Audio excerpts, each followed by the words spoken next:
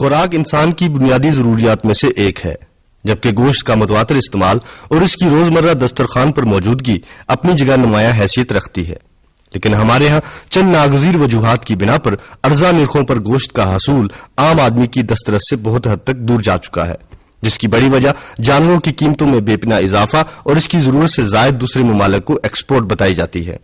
ایک اعداد و شمار کے مطابق اس وقت 20 کلو گرام سے لے کر 25 کلو گرام تک کے زندہ بکرے کی قیمت 3,000 روپے سے لے کر 3,500 روپے، 3.5 من سے لے کر 4 من تک کی زندہ گائے یا بچڑے کی قیمت 12,000 روپے سے لے کر 15,000 روپے تک بتائی جاتی ہے، جس کا براہ راست اثر گوشت کے نرخوں پر پڑتا ہے۔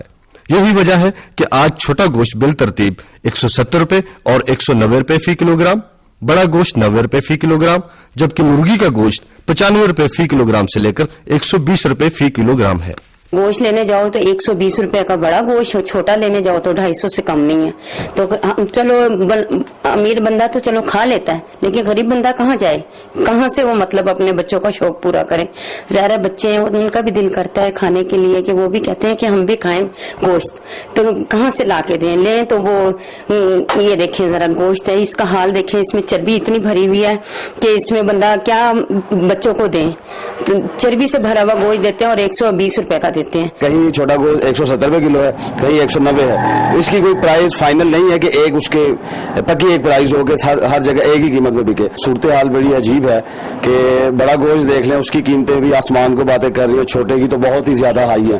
تو میں سمجھتا ہوں کہ جو غریب آدمی ہے، جو ایک 80 روپے یا 100 روپے دہاڑی کماتا ہے، تو میں سمجھتا ہوں کہ اس کے لیے تو گوشت کا سوچنا بھی محال ہے۔ یہ ہفتے میں ایک دفعہ خریدتے ہیں، وہ بھی مطلب جب بہت مجبوری ہوتی ہے، گھر میں بار بار کہتے ہیں گوشت لاؤ، یہ ہم ان کے پاس آتے ہیں، خیر مہنگا ہوتا ہے، ان کی مجبوری ہے، کہتے پیچھے سے گوشت مہنگا ملتا ہے ان کو، تو بہرحال ہمیں مجبوری کے تحت لے کے جانا پڑتا ہے۔ گوشت خریدنے جاتے ہیں تو اس کے اندر وہ آپ کو یوں کا گوشت دے دیتے ہیں جس کو انہوں نے بہت ذرا پانی کے اندر ڈالا ہوتا ہے، جس کی وجہ سے اس کا وزن بڑھ جاتا ہے اور گوشت کا ٹیسٹ بھی اس طرح کا نہیں رہتا۔ ہماری 70% آبادی جو ہے وہ اس قسم کی ہے جو کہ مشکل میں ہے، اور وہ سارا وقت جو ہے محنت مزدوری کرتی ہے، اور جب رات کو وہ گھر پہ پہنچتی ہے تو بہت ہی ہارڈلی وہ 100 روپیہ 150 روپیہ مزدوری کما سکتی ہیں۔ تو آپ مجھے بتائیں کہ ایک شخص جو سارے دن کی محنت کے بعد اتنے پیسے کما سکتا ہے، وہ کیسے گوشت جو ہے خرید کے کھا سکتا ہے؟ تو جب وہ گوشت نہیں کھائے گا، یعنی گوشت میں اصل میں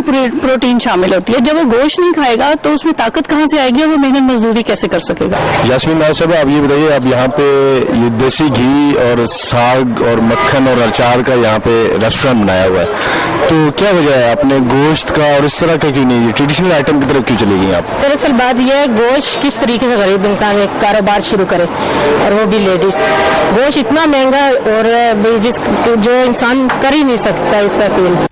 ایک غیر سرکاری اعداد و شمار کے مطابق 2001 میں چھوٹے گوشت کی قیمت 70 روپے سے لے کر 85 روپے فی کلو گرام، 2002 میں 90 روپے سے لے کر 100 روپے فی کلو گرام، جبکہ 2003 میں یہی نرخ 110 روپے سے لے کر 120 روپے فی کلو گرام تھے، جبکہ اس کے برعکس موجودہ قیمت 190 روپے فی کلو گرام مقرر ہے۔ اسی طرح بڑا گوشت 2001 میں تقریباً 50 روپے فی کلو گرام، 2002 میں 60 روپے فی کلو گرام، 2003 میں 70 روپے سے لے کر 75 روپے فی کلو گرام، جبکہ 2004 میں یہی نرخ بڑھ کر 90 روپے فی کلو گرام مقرر ہے۔ اسی طرح برائلر کی اس وقت کی قیمت جو کہ 95 روپے فی کلو گرام مقرر ہے، حالیہ برڈ فلو کی بیماری کے بعد 35 روپے فی کلو گرام سے بڑھ کر موجودہ قیمت تک پہنچی ہے، جو کہ عام آدمی کے خیال میں بہت زیادہ سمجھی جا رہی ہے۔ 90 روپے کلو آپ کاٹ کے کاٹ کر لے لیں، 90 روپے کلو ہم دے دیں گے صاف کر کے، اور بکرے کا گوشت 180 روپے ہے۔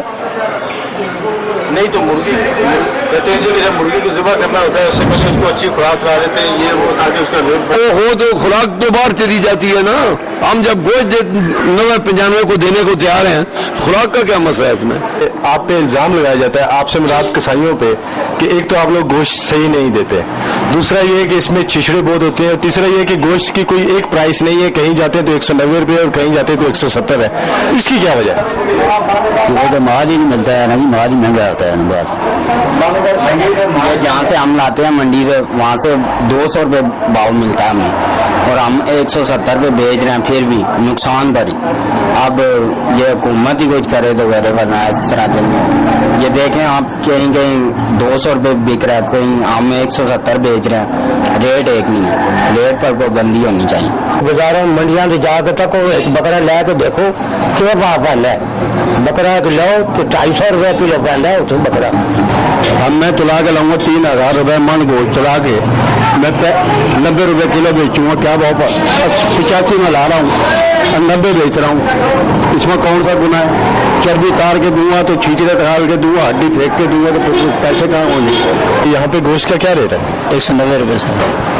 लेकिन बहुत सारे लोग तो 170 पे बेच रहे हैं। 70 रुपये कोई नहीं बेच रहा सर, ये रेट ये रेट है पाकिस्तान में, पूरे में रेट ये बल्कि पिंडी में ये 200 रुपये बिक रहा है, इधर 190 बिक रहा है। बल्कि ये 2-3 जगह ऐसी है, कपड़ मार्केट है, मसलन F10 है, मरकज़ है, I10 है, उधर 200 रुपये बिक रहा है, इधर 190 बिक रहा है। इस वक्त रोज़ाना मुल्क से 800 ट्रक रोज़ाना अफगानिस्तान की तरफ जानवर जाते हैं। रोज़ाना हमारे जो स्मगलिंग की शक्ल में और कुछ लोगों के पास जो परमिट है वो लेके जाते हैं।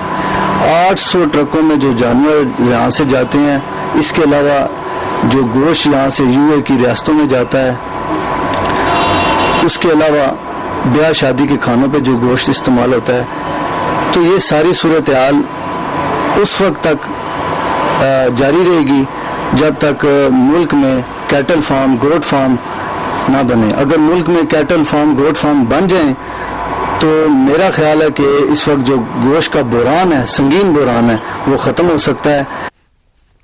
पाकिस्तान की कुल आबादी में से आज भी बेशतर अफराद ऐसे हैं जो रोजमर्रा खरीदारी में हिफ्ज़ान सेहत के असूलों पर अमल पैरा होते हुए गोश्त जैसी अक्सर सेहत चीज खरीदने से इज्तनाब बरतते हैं, जबकि इसके साथ साथ हमारे यहाँ लोअर मिडिल क्लास, गरीब और खते गुर्बत से नीचे जिंदगी बसर करने वाले अफराद की भी एक बड़ी तादाद मौजूद है, जिन्हें आज भी ना तो छोटा गोश्त ही मुयसर है और ना ही मुर्गी और बड़ा गोश्त।